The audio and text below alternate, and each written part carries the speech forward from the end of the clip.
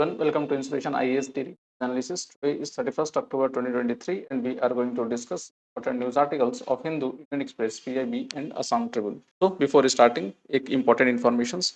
Those students who are going to appear for the APSC interview, we have started the APSC mock interview for 2022 batch and ये पूरी तरह से निःशुल्क होगा। आपको जस्ट इन नंबरों पर कॉल करके अपना स्लॉट रजिस्टर कराना है। चलिए स्टार्ट करते हैं अपना डेली न्यूज एनालिसिस। सो हमारा पहला न्यूज है, रिसेंटली मोजाम्बिक एलएनजी प्रोजेक्ट से रिलेटेड है and recently union minister for petroleum and natural gas he recently undertook a significant diplomatic missions to review the 20 billion liquefied natural gas project in Mozambique। तो Indian government Mozambique में LNG project को develop कर रही है और उसके लिए हमारे यूनियन मिनिस्टर फॉर पेट्रोलियम ने वहां पर विजिट किए हैं। रिसेंटली आपने देखा होगा कि ईरान ने हमारा कॉन्ट्रैक्ट तोड़ दिया था, उसके चलते Indian government is more cautious about other projects also. क्या है ये प्रोजेक्ट, थोड़ा समझते हैं। The project originated in 2010 with the discovery of substantial natural gas reserve of the northern Mozambique coast, ठीक है। And the area one block holds around 75 trillion cubic feet of recoverable gas, promising a resource life of about 120 years. लगभग 120 साल तक ये चल सकता है। With initial production rate of 12.88 million tons of LNG per year. तो 12.88 million turns हम लोग पर ईयर ये एलएनजी निकाल सकते हैं और ये लगभग 120 ईयर्स तक चल सकता है। Three Indian public sectors undertaking holds a 30% stake in the Mozambique LNG project. Recently, Mozambique geographical proximity to India's west coast with numerous LNG terminals enhanced its significance as a preferred source for LNG supply. क्योंकि बगल में ही है तो हमारे लिए काफी फायदेमंद होगा। Last, India aims to increase the share of natural gas in its energy mix with LNG imports playing a crucial role. India's currently import approximately 50% of its natural gas need। तो लगभग 50% हम लोग import करते हैं, हमारे जितने भी requirement होती है ना उसका 50% हम लोग बाहर से लेकर आते हैं। So that is regarding the Mozambique LNG project।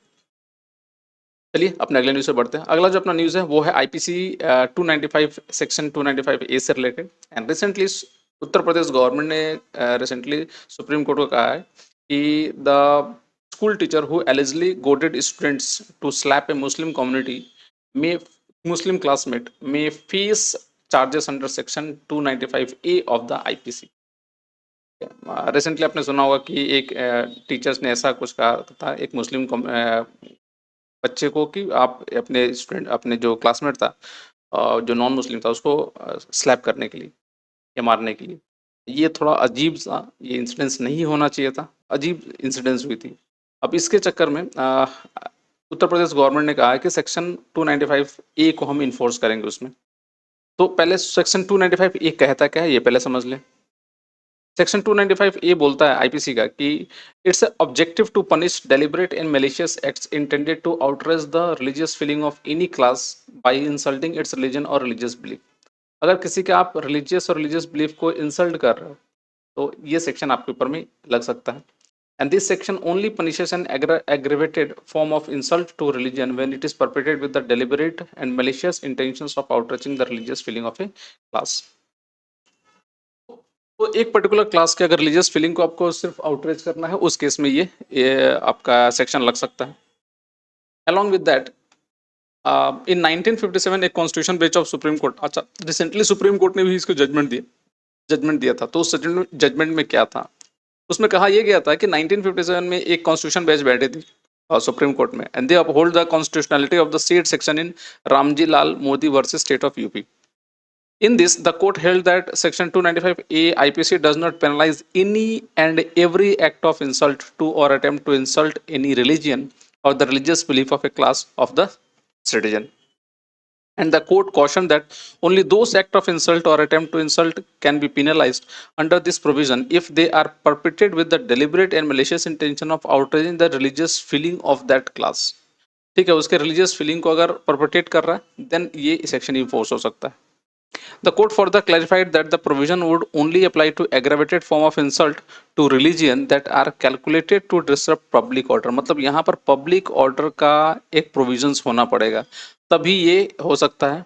But UP government ने कहा कि नहीं, यहाँ पर outraging the religious feeling of classes इसमें हम लोग पेनलाइज करेंगे। दैट इज द प्रोविजंस जो सेक्शन 295A बोलता है।